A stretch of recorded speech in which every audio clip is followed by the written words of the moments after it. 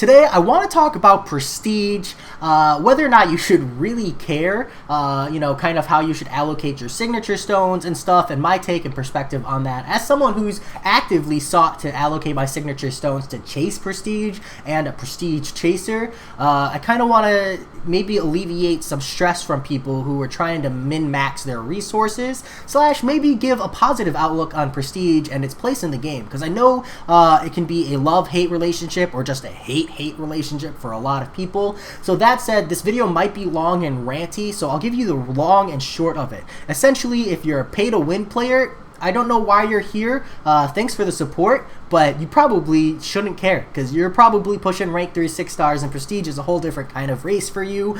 Good luck, but that is beyond the scope of this video, because if you're pay to win, the answer to the prestige race is Cavalier Crystals. Good luck, my friend. But if you're a pay-to-play player like myself, or a free-to-play player, the long and short of it is, as long as you wisely invest your signature stones into champions who value and get value out of prestige, out of the higher signature level, you're going to be fine. You don't need to think too hard about it. Just make sure you're sticking to the pool of champions who get great value out of it. Don't sig up meme champions that you're not going to get use out of or extra utility out of, etc., because they're high signature level. Like, there's no real value in sigging up an Ant-Man or sigging up a Hulk unless you're pushing for high defense. But if you kind of do a mixed bag, like you sig up like Captain America Infinity War, or you sig up like Captain Marvel movie, like if you double dip on value and prestige, you're gonna be fine. It just takes a little bit of forethought and a little bit of patience more than anything else, and kind of respecting that it comes with time and there's no need to stress it. So that said, so that we're all on the same page, and if you're here for the rant part, prestige is calculated by taking your top 5. Yeah, everybody sure is aware of this, I'm sure, but it's your top 5 champions average across. This gives you your prestige. Prestige affects Alliance Quest. Your prestige, along with the potentially other 29 people in your alliance, gives your alliance an average prestige. This affects the amount of points you can score in Alliance Quest, and as a result affects the amount of rewards you can get out of Alliance Quest by ranking. And with that said, I have this nice spreadsheet. This is not a comprehensive spreadsheet, but just kind of a rough guide. Like, on the top here, I have either the top champion for each class for a prestige level, and I've kind of avoided the ones that I felt didn't really have any kind of double dip value and were only prestige centric, except for maybe Silver Surfer and Dr. Doom, whose signature level is a little bit less important, but I felt like both of those were really worth mentioning, and I'll talk about that why, specifically because they fall in these 3 classes. So for science, technically Mr. Fantastic is the best, but I'm going to put Red Guardian up here instead, just to kind of show you, like, these are 6 champions in science who get great value out of higher signature level. For skill, these are 5 champions who also get great value out of higher signature level, and same with mutant. And when we do that same comparison with Tech, Cosmic, and Mystic, we see a huge difference between these champions and these champions. And that difference is utility versus damage. So in science, let's say you didn't opt to go for the prestige race. You opted to sig up Void or Captain America Infinity War. You get amazing utility here. This utility is going to make Void feel a lot better, because one of Void's biggest drawbacks is his slow damage over time. But getting that big Fury really cuts into his greatest weakness. So you get the utility of Void without as much of the weakness. So that's a great reason why a lot of people have high sigged Voids. And then Captain America Infinity War is that perfect chance to apply all of his fancy debuffs from his awakened ability. This is a great reason why you want him as well. Skill, we see the same thing. Night Thrasher, we see bigger damage when he's higher sig. Taskmaster, we see bigger damage and concussions when he's sigged. Blade has higher regen. Mutant, we see Archangel, Omega Red, and Colossus all get great value out of their awakened abilities. Omega Red getting, being a short burst champion really emphasizes that when he's higher sigged, and Archangel has those amazing concussion reductions and ability accuracy reduction from the neurotoxins when he's awakened. Sorry, it's not technically a concussion, it's just a concussion ability. And additionally, even Sunspot and Namor have great value from their high prestige. But when we look at Tech, Cosmic, and Mystic, like, there's not a huge compelling reason to necessarily sig up Star-Lord over Warlock. Like, yes, Star-Lord gets a lot of great damage, and Stark Enhanced gets a lot of great damage, but, like, truth be told, in the amount of times you're using Star-Lord, unless you're someone who's like a Star-Lord fanatic, like, you might as well just leave him at Sig 20 and sig up Warlock or Darkhawk for Prestige instead. Because, like, your options here, they're not, like, major. You can still use Star-Lord to great damage. Yeah, it might be a few more hits, but he's just kind of a natural beat up your enemy kind of a champion anyways. And Stark Enhanced damage is already crazy, so getting bigger damage as an Awakened ability is nice when you dupe him naturally, but I don't think it's worth a Signature Stone investment to justify that. Now, again, it's different if you're using both a lot, but just kind of comparing it across the board, I think these champions are great without high Sig. Same with Ak, he gets his Power Drain, which is the utility effect from him just from Sig level 1. It's nice to have him at higher Sig for longer damage phases from heavy cornering, but it's just not necessary. I think Ghost is the first instance in Tech where I'm like, damn, I really, really do push for a max Sig Ghost, because, like, the fight duration between a Sig 200 Ghost and a Sig 1 Ghost is massive, especially considering how much you use her. Like, the difference between Ghost and these three champions is that Ghost is like an Act 6 goddess, just absolutely obliterating so much content, whereas these other three champions have a lot more limited use. So that difference is kind of my one compelling reason for Ghost. But even then, if you want to just stick to Warlock, I think you're fine, because again, Warlock, same thing, is hitting so much utility.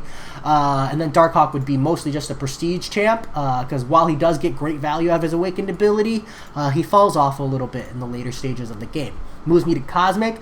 Same concept. Venom and Hyperion get most of their signature value from Sig level 1. Captain Marvel movie, you'd already be double dipping, and if you're up at this point with these top three anyways, you can confidently Sig up and rely on Prestige. And then Mystic is a class that is kind of joked about, because there's no Mystic champion where it's like, man, I'm going to use a generic Awakening gem on this champion. Their Awakened ability is so good. So yes, you can make arguments for Morningstar wanting higher signature level, or Ghost Rider and Dr. Voodoo getting greater value, but honestly, in Mystic, there's no reason not to just pick one of the top 3 to 5 Mystic champions and sig that one up all at once to just maximize Prestige and kind of call this your Prestige dump. Because honestly, that's like the best place to put it. So if you like look at this classes from this perspective and then sig up accordingly, there's actually a really reasonable Prestige gain. So in order to prove that, first I kind of want to show you my Prestige. So these are the champions I have sigged up kind of at the top end, and as a pay-to-play player, I have consciously and actively invested my signature stones in the sense that I wanted to have high prestige. I wanted to be able to say I had high prestige. So if you're like, hey Jay, you're being a hypocrite, I don't blame you, but know that I did this all with conscious thought, and I did it very carefully over a long period of time over the year. And a lot of my other champions don't have high SIGs because I like literally held on to SIG stones for as long as I possibly could until I knew I was going to get that value. Like my Namor went from SIG 0 to SIG 200 in one instant. I did not put a single SIG stone into Namor until I knew he was going to be SIG 200 so I could get both utility and prestige. Black Widow Clairvoyant didn't go up to SIG, didn't go up in SIG level at all until I SIG'd 140'd her because I wanted to make sure I was getting prestige value out of her when I invested those SIG stones. Aegon went from SIG 1 to 140 in an instant, and Ghost went from SIG 1 to 200 over time, but this was a utility choice, so don't fault me there. And even with those choices, even with Black Widow, Namor, and Captain Marvel movie, I'm only at 10,386. Like, this is a good prestige, especially for someone who's been playing the game as long as I have. This is a really solid prestige, but it's not amazing. It's not groundbreaking. It's not changing the game. And if I were to compare it to people who maybe only sigged up for utility value, sorry, let me drop these. Who only sigged up for utility value, right? Let's say someone, they sigged up their Omega Red because they wanted that short burst fight, and they sigged up, let's say, their Void as well. They would have, you know, a really reasonable prestige. Like, none of these champions are, like, top-end crazy prestige champions, and this person's still pushing a little over 10,000. And granted, these are all SIG 200 and not all of mine were SIG 200. That's fine. This is just kind of an example post. But this person's keeping up reasonably, and they got the best of both worlds. They have a semi-competitive prestige with all the utility and champions that they wanted. As long as you're not investing your signature stones into a champion who doesn't need it, like if you're not pumping 6 stones into Ultron or pumping 6 stones into Vulture or something, like you're fine. You're gonna do okay. Even if you do like Archangel instead of Omega Red, like your prestige is not hurting too bad, and you're keeping up. So if you're a pay-to-play or a free-to-play player, you don't need to stress it. The prestige will come. The biggest thing with prestige is hitting rank 5 across the board on champions and hitting that sexy SIG 200 and then just letting it come with time. And I understand it can be frustrating because if you're looking for a new alliance or you're looking to push higher alliance quests, a lot of them have prestige limits. Like you need to be past this threshold, and it's really easy to get bogged down and say that's a money gate or say that's a pay-to-win moment, and to a degree it is. If you're trying to break the top 90 or top 45 alliance quest, I'm just going to be frank, good luck doing that without pushing map 7 or having a ridiculously high prestige.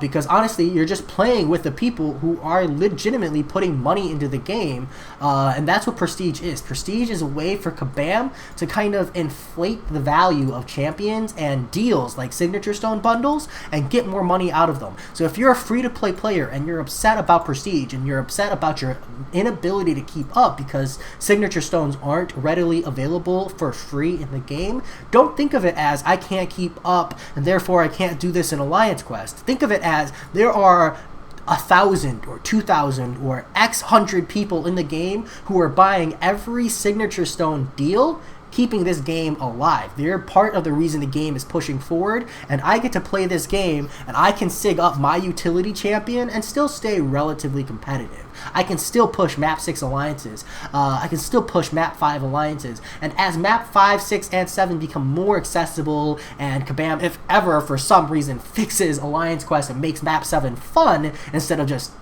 memey, then you're gonna see more alliances push it. The reason so many alliances that are pushing map 6 and map 7 have threshold limits on prestige is because the people pushing map 5, they don't care. It's not worth the effort to race anymore, either for money or time or just overall frustration with the paths of Alliance Quest, because that's what Alliance Quest is right now. So if you're feeling left out, don't fret it, you'll get there over time and you can beat it, and hopefully when you get there, it'll be a better experience for all of us.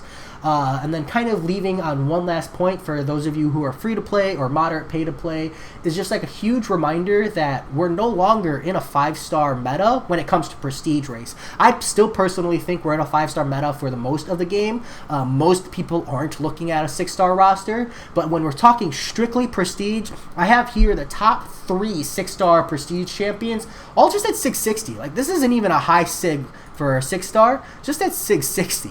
Look at what happens when I put these 3. Like, each one of these has a 12,000 prestige level. So if you're free to play or pay to play and you're like mentally trying to keep up, unless you're dumping hundreds and hundreds and hundreds of dollars and then pushing Abyss of Legends and Act 6 Exploration and top tier Alliance Wars, like, you're not competing.